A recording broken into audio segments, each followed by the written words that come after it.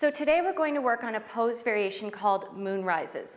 I've got Anwar here and Louisa, two of my instructors. They're going to demonstrate how to get into this pose. And really this pose is about increasing range of motion in your hip socket. So the ball and socket joint of your thigh bone and getting it to move with a little more flexibility and mobility. And this is going to really help with any back pain that you may have or counteract sitting that you do in your life. So I'll have both of you fold forward from the hips, place your hands on the blocks.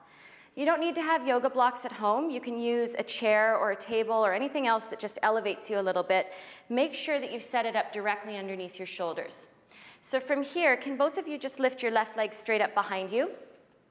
Their bodies are now forming a T position. I'm going to have them flex their left foot, kick out really strong through the left heel, so both legs are equally strong.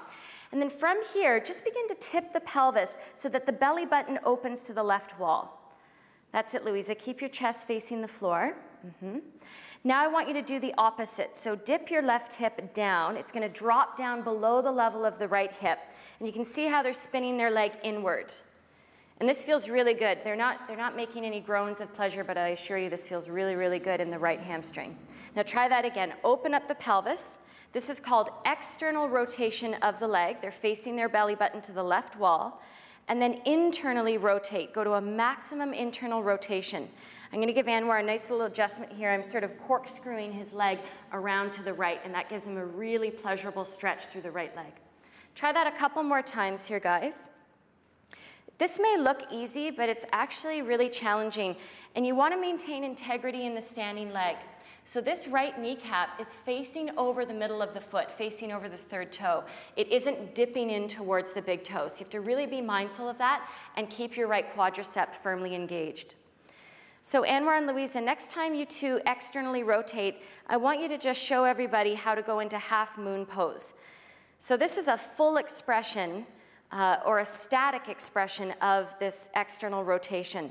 And they're reaching their left fingertips up. I'm going to give Louisa a little bit of help here and just help her open her body.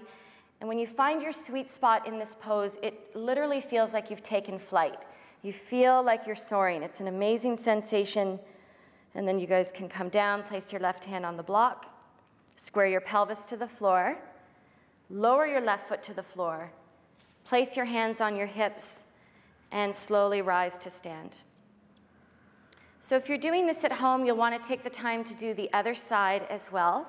Thank you so much for joining me today. From one uplifted heart to another, we say namaste.